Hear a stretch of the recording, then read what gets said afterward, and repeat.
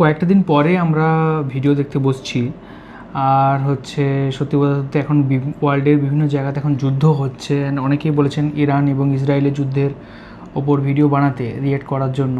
সত্যি কথা বলতে এই যুদ্ধ জিনিসটা শুনলেই একটা মন খারাপ হওয়া শুরু হয়ে যায়। যখনই শুনি আমরা একটা যুদ্ধ জিনিস হচ্ছে বা ঘটছে, তার মানে এটাই যে সেই রাজায় রাজায় যুদ্ধ হয়, উলুখাগড়ার প্রাণ যায়, কথাটা একটা আছে না, সাধারণ মানুষের ক্ষতি হবে, সাধারণ মানুষের একটা ক্ষতি হয়, তো সেটার কোনো সীমা হয় না।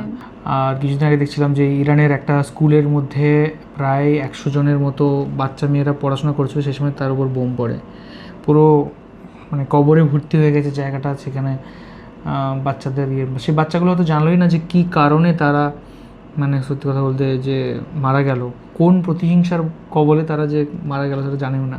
এরকম অনেক উদাহরণ আছে, অনেক রকমের ঘটনা ঘটে এই যুদ্ধের সময়। তা কোনো যুদ্ধেই অ্যাকচুয়ালি সঠিক নয়। তো চলো একটা ভিডিও আজকে দেখব এই যুদ্ধ রিলেটেডই। সেটা হচ্ছে ইরান কি পারবে আমেরিকার সাথে যুদ্ধে জিততে। তো চলো কী বলেছে এই ভিডিওটাতে, চলো দেখা যাক। খালিদ ফারহান ইনি ভিডিওটা বানিয়েছেন। তো চলো শুরু করা যাক, এই ভিডিওটা দেখবো। হ্যাঁ চলো। A short time ago, the United States military began major combat operations in Iran. Our objective is to defend the American people by eliminating imminent threats from the Iranian regime. আপনি যখন এই ভিডিওটা দেখছেন তখন পৃথিবীতে খুব ভয়ঙ্কর একটা ঘটনা ঘটে গেছে, যেটা হলো হরমুজ প্রণালী বন্ধ ঘোষণা করা হয়েছে। পৃথিবীর সবচেয়ে গুরুত্বপূর্ণ প্রণালী হলো হরমুজ প্রণালী, এবং নো ম্যাটার আপনি ঢাকায় থাকেন নাকি দিল্লিতে থাকেন নাকি আমেরিকা থাকেন নাকি ইউরোপে থাকেন, হরমুজ প্রণালী বন্ধের কারণে আপনার জীবন পার্সোনালি এফেক্টেড হবে। আপনারা জানেন ফেব্রুয়ারির 28 তারিখে আমেরিকা এবং ইসরায়েল মিলে ইরানের উপরে অ্যাটাক করে। এই অ্যাটাকে ইরানের সুপ্রিম লিডারকে খুন করা হয়, এবং এই অ্যাটাকের মাত্র কয়েক ঘন্টার মধ্যে Iran's revolutionary guard corporation IRGC ওরা রিটেলিয়েশন করে। এবং রিটেলিয়েশনে ওরা এমন একটা জিনিস করে এবার, যেটা ওরা যে করবে এটা কেউ ধারণা করে নাই, কারণ ইরান অনেকবার বলছে যে ওরা হরমুজ প্রণালী বন্ধ করে দিবে, বাট কখনো করে নাই, এবার করেছে। মাত্র 21 মাইলের এই যে হরমুজ প্রণালী, এই জিনিস এত পাওয়ারফুল কেন? আজকে আমরা কথা বলবো হরমুজ প্রণালী বন্ধ করলে আসলে কি হয়, আপনি কিভাবে পার্সোনালি এফেক্টেড হবেন হরমুজ প্রণালী বন্ধ করার কারণে, এবং বাংলাদেশের জন্য সামনে কেন বিপদ আসতে পারে। চলেন শুরু করা যাক। আপনি যদি গুগল ম্যাপে হরমুজ প্রণালীর দিকে তাকান, আপনি দেখবেন একদিকে ইরান এবং আরেকদিকে ওমান এবং UAE। মোটামুটি 104 মাইলের মতো লম্বা একটা প্যাসেজ ওয়ে পানির, বাট ওই 104 মাইলের মধ্যে 21 মাইলের একটা জায়গা আছে যেটা খুব ন্যারো, ওই জায়গাটাকে হরমুজ প্রণালী বলে মেইনলি। ওই ন্যারো জায়গার মধ্যে 2 মাইলের একটা স্পেস আছে, যেই স্পেসটা পৃথিবীর ইকোনমির ভয়ঙ্কর একটা অংশ। ওই 2 মাইল দিয়ে প্রত্যেক দিন 20 মিলিয়ন ব্যারেল ক্রুড অয়েল যায়। পৃথিবীতে যত ন্যাচারাল গ্যাস আছে তার 5 ভাগের 1 ভাগ ওই 2 মাইল চিপাটা দিয়ে যায়। পৃথিবীতে যত তেল আছে তার 27% ওই চিপাটা দিয়ে যায়। 2018 সালে একটা হিসাব করা হয়েছিল, যেখানে দেখা গিয়েছিল যে হরমুজ প্রণালী দিয়ে প্রত্যেক দিন প্রায় $1.5 বিলিয়ন সমপরিমাণ এই অয়েল গ্যাস এই টাইপ জিনিসপত্র যায়। এটা 2018 সালের রিসার্চ। আজকে তো 2026 সাল, অনেক দিন পরে, এবং এখন এই নাম্বারটা কেউ জানে না, বাট ধারণা করা হচ্ছে 3 থেকে 4 বিলিয়ন পার ডে।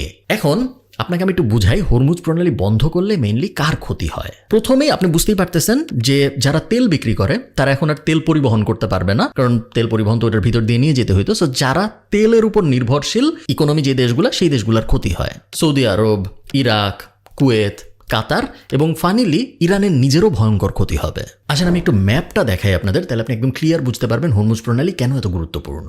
আচ্ছা, আমরা একটু গুগল ম্যাপটা দেখি। এটা হলো ইরান, আমি একটু জুম আউট করি তাহলে বুঝতে সুবিধা হবে। এটা হলো ইরান, এবং এই পাশে আছে বাহরাইন, কাতার, ঠিক আছে, এবং কুয়েত।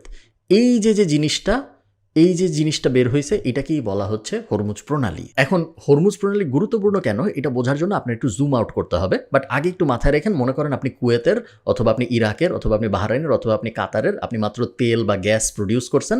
এখন আপনি এই তেল বা গ্যাস পুরো দুনিয়ায় নিতে চান। ধরেন আপনি কাতার, আপনি নিতে চান। এখন আপনি কিভাবে নেবেন? এতদিন পর্যন্ত এই যে এখান থেকে জাহাজে যাইতেন এবং তারপর জাহাজ দিয়ে এখান থেকে বাইর করে নিয়ে আসতেন। এই প্রণালীটা যদি আমি বন্ধ করে দিই, তাহলে আপনার উপায় কি? আমি যদি জুম আউট করি, আপনি বুঝবেন আপনার আসলে আর কোনো উপায় নেই। কারণ দেখেন, এদিক দিয়ে কিন্তু বের হওয়া যায় না, এখানে সব আটকানো, এগুলো সব আটকানো। এখানে কিন্তু ল্যান্ড আছে মাঝখানে, যে আমি যদি একটু জুম ইন করি, এগুলো সব ল্যান্ড দিয়ে আটকানো। সো জুম আউট করলে আপনি দেখবেন এই হরমুজ প্রণালীটা যদি বন্ধ করে দেওয়া হয়, তাইলে এই পুরা গালফের দেশগুলার তেল গ্যাস এগুলো বাইর করার আসলে কোনো উপায় নাই। কারণ এখন একমাত্র উপায় হলো ওর বের করে পুরা এখান থেকে তো বাইর করতে পারবে না, সো রোডে করে পুরা ওই পাশে নিতে হবে এবং তারপর ওই দিক থেকে মেডিটেরিয়ান সি দিয়ে বাইর করতে হবে, যেটা সম্ভব না। এবং এই টাইপ কাজকর্ম কখনোই করা যায় না, প্লেনে করেও আপনি তেল গ্যাস নিতে পারবেন না। সো এটা এমন একটা প্রবলেম যেই প্রবলেমের কোনো অল্টারনেটিভ সলিউশন নাই। ছোটোখাটো কিছু গ্যাস নেটওয়ার্ক আছে, বাট ওইটা দিয়ে ধরেন দিনে 1 মিলিয়ন ব্যারেলও যায় না। সো মোট কথা হলো কোনো সলিউশন আসলে নাই। আচ্ছা, আমরা একটু পিছনে আসি এবং আমরা বোঝার চেষ্টা করি পুরো ব্যাপারটা হলো কি জন্য। আপনারা জানেন 2024 সালে ইসরায়েল এবং ইরানের মধ্যে ফার্স্টবারের মতো মিলিটারি স্ট্রাইক এক্সচেঞ্জ হয়। 2025 সালে তো 12 দিনের একটা যুদ্ধ হয়, যে যুদ্ধটা নিয়ে আমার আলাদা ভিডিওই আছে। এবং ওই যে 12 দিনের যুদ্ধটা হয়, ওই যুদ্ধটাই কিন্তু আমেরিকা B2 বম্বার এনে ওই যে ইরানের তথাকথিত নিউক্লিয়ার স্থাপনা ধ্বংসের জন্য অভিযান চালাইছিল। আপনারা জানেন নাকি জানি না, গত 2-3 সপ্তাহে আমেরিকা ভয়ঙ্কর কিছু কাজ করছিল, যা হলো ওদের যত পাওয়ারফুল রণতরী টাইপ জিনিসপত্র আছে সব কিছু ওরা মিডল ইস্টে নিয়ে আসতেছিল। 2003-এ ইরাকে যখন ইনভেশন করে আমেরিকা, তারপরে এইরকম পাওয়ারফুল মুভমেন্ট আমেরিকার দেখায় নাই। আপনারা জানেন যে একটা ওই যে রণতরী আছে USS আব্রাহাম লিঙ্কন বলে, ওইটা আসছে। তারপর জেরাল্ড ফোর্ড নামে আরেকটা রণতরী আছে, ওইটা আসছে। এই রণতরীগুলা এত বড়, রণতরী মানে হলো অনেক বড় জাহাজ, এই জাহাজগুলো এত বড় যে এক একটা জাহাজের উপরে 150-র বেশি প্লেনই থাকতে পারে, ফাইটার জেট। যাই হোক, ফেব্রুয়ারির 28 তারিখে একই সাথে আমেরিকা এবং ইসরায়েল ইরানের উপরে অ্যাটাক চালায়। সবসময়ের মতো এইবারও ওরা বলছিল যে অ্যাটাকের উদ্দেশ্য হলো ইরানের সিনিয়র লিডারশিপ, ইরানের নিউক্লিয়ার ফ্যাসিলিটি, ইরানের মিলিটারি লিডার্স এবং ইরানের মিলিটারি স্থাপনা, এই টাইপ জিনিসপত্রগুলো ধ্বংস করা। বাট আসলে তো বাজ বিচার করে ধ্বংস করে নাই, মোটামুটিভাবে কার্পেট বম্বিং করা হয়েছে ইরানে। এবং ইরানের যতগুলো মেজর সিটি আছে সবকটা অনেক ধসায় দেওয়া হয়েছে। আপনারা টুইটার, যেটা এখন এক্স বলা হয়, ওখানে গেলে দেখতে পারবেন যে ভয়ঙ্কর অবস্থা। ইরানে কিন্তু অনেকদিন ধরে প্রোটেস্ট চলতেছে, ইকোনমির অবস্থা খারাপ, ওদের যে সুপ্রিম লিডার তাকে তার বিরুদ্ধে জনরোষ সৃষ্টি হচ্ছিল, অনেকদিন ধরে প্রোটেস্ট চলতেছিল। প্রোটেস্টের কারণে ইন্টারনেট অলরেডি লিমিটেড, এবং এই কারণে ইরানের কি পরিমাণ ক্ষয়ক্ষতি হয়েছে এটা আমরা এখনো বুঝতে পারতেছি না। যা যা বুঝতেছি সোশ্যাল মিডিয়ার ভিডিও দেখে, তার কোনটুক আসল কোনটুক এআই এখনো প্রেডিক্ট করা কঠিন। ডোনাল্ড ট্রাম্প 8 মিনিটের একটা ভাষণ দিয়েছে, এবং এই ভাষণের ভিতরে উনি বলেছে, অ্যাটাক শুরু করার পরে ভাষণ দিয়েছে, এবং ভাষণ উনি বলছে যে আমাদের এই অ্যাটাকের উদ্দেশ্য হলো ইরানে রেজিম চেঞ্জ করা।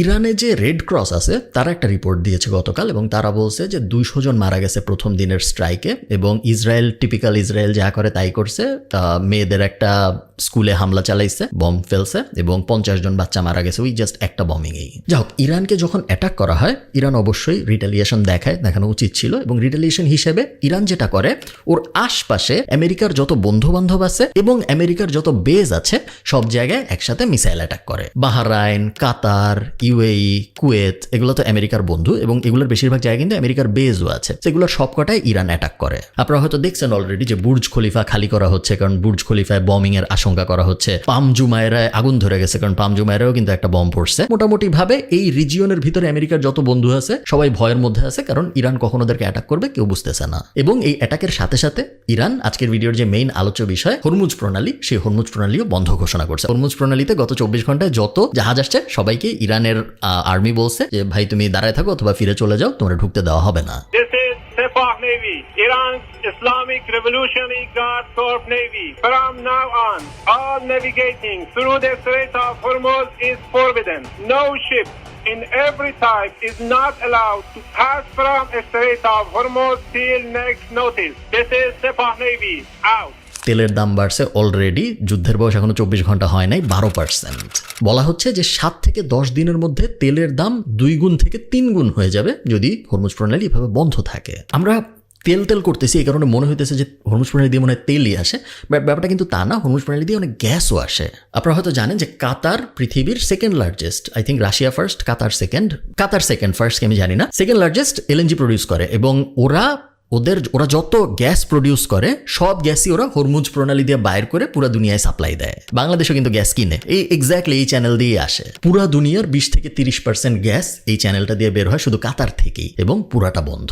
আপনার বুঝতে হবে তেল, গ্যাস, জ্বালানি, যেটা আমরা বলি সহজ বাংলায়, জ্বালানি জিনিসটা এত গুরুত্বপূর্ণ যে জ্বালানির প্রাইসে যখন ইম্প্যাক্ট পড়ে তখন আমাদের জীবনের সব কিছুর উপর ইম্প্যাক্ট পড়ে। কারণ ধরেন আপনি চাল কিনবেন, চালটা তো ট্রাকে করে আসছে, ট্রাকে করে কিভাবে আসছে, ট্রাকের ভিতরে তেল ছিল, ট্রাকে করে আসার আগে কৃষক যখন ফলাইছে তখন কৃষকের কাছে ওই বীজটা আনতে তেল দিয়ে প্লেনে করে বা জাহাজে করে আনতে হয়েছে। সো পুরো দুনিয়ার ইকোনমি অ্যাকচুয়ালি তেল এবং গ্যাসের সাথে ভয়ঙ্করভাবে রিলেটেড।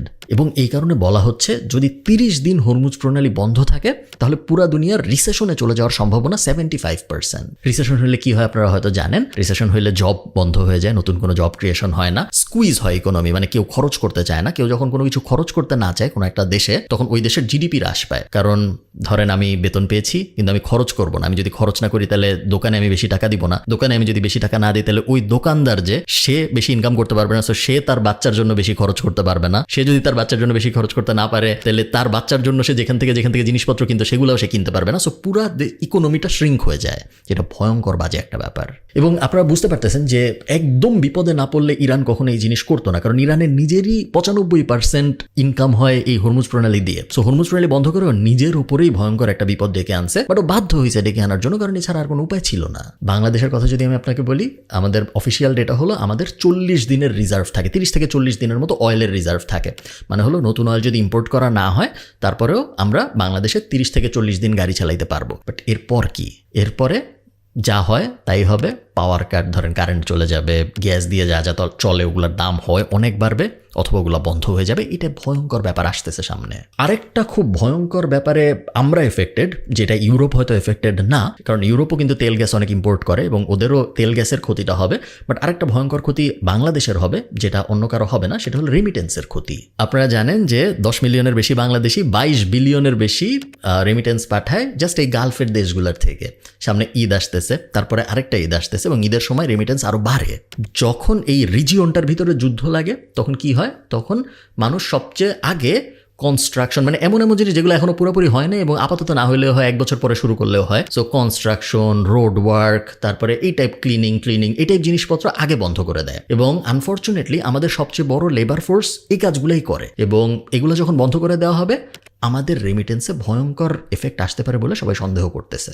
এখন আমরা সবাই ওয়েট করতেছি বোঝার জন্য যে এটা কি টেম্পোরারি নাকি, কারণ ইরান নিজেও এটা অনির্দিষ্টকাল চালাতে চাবে না, কারণ ওদের নিজেদেরও অনেক ক্ষতি হচ্ছে। অ্যাট দ্য সেম টাইম ইরানের নতুন সুপ্রিম লিডার কে হবে এটা এখনো আমি যখন এই ভিডিও রেকর্ড করতেছি আমি জানি না, এখন অ্যানাউন্স হয় নাই। সে কি প্রো আমেরিকা হবে, যেটা আমেরিকার মনে মনে খায়েশ, নাকি সে অ্যাকচুয়ালি একটা উত্তরসূরি হবে ইরানের যে আগের সুপ্রিম লিডার ছিল তার। এটার উপরেও অনেক কিছু ডিপেন্ড করে। যদি আমেরিকার পছন্দের কেউ হয় তাহলে হরমুজ প্রণালী খুব সহজেই আবার খুলে যাবে। যদি অ্যাকচুয়াল সাকসেসর হয়, অ্যাকচুয়াল উত্তরসূরি হয় আগের জনের, তাহলে হয়তো হরমুজ প্রণালী খুলবে না, ওরা প্রতিশোধ নেওয়ার চেষ্টা করবে এবং তারপর খুলবে। অলরেডি আইআরজিসি বলছে যে আমরা দোজক পর্যন্ত যাইতে রাজি এর প্রতিশোধ নেওয়ার জন্য, এবং জায়নিস্টদের এবং আমেরিকাকে এবং আমেরিকার বন্ধুদের সাথে আমরা যা যা করা দরকার তাই করব প্রতিশোধ। কারণ আপনারা বুঝতে পারতেছেন না যে বিষয়টা কত, এই জিনিসটা এত ডাইনামিক, যেটা আজকে যদি আমরা হরমুজ প্রণালী নিয়ে আলাপ করতেছি এই কারণে আমরা অত ডিটেইলে যাব না। বাট আয়াতুল্লাহ খোমেনি যে সে কিন্তু মানে গডের পরে second most religiously powerful figure ইরানের। আল্লাহকে মানে তারপর উনারে মানে, এই অবস্থা। সে তো শুধু মানে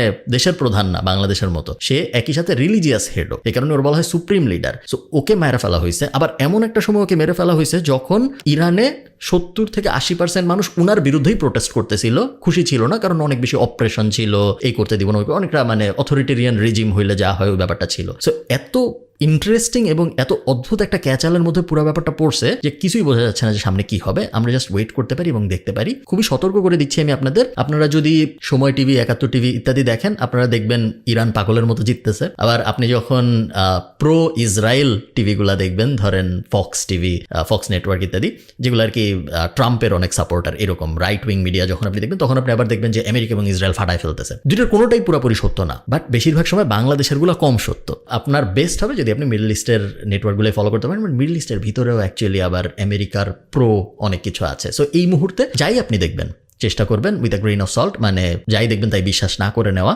কারণ অনেক ধরনের আজগুবি নিউজ এখন আসা শুরু হবে, অলরেডি আসতেছে। আমি দেখতেছি বাংলাদেশের চ্যানেলগুলো ঝাঁপায় পড়ছে আবল তাবল নিউজ পাবলিশ করার জন্য, এবং এই জিনিস সম্ভবত কন্টিনিউ হবে। ভালো থাকেন সবাই।